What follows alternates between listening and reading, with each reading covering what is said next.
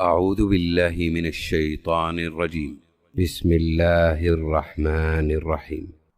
طه ما أنزلنا عليك القرآن لتشقى إلا تذكرة لمن يخشى تنزيلا ممن خلق الأرض والسماوات العلى الرحمن على العرش استوى له ما في السماوات وما في الأرض وما بينهما وما تحت الثرى وإن تجهر بالقول فإنه يعلم السر وأخفى الله لا إله إلا هو له الأسماء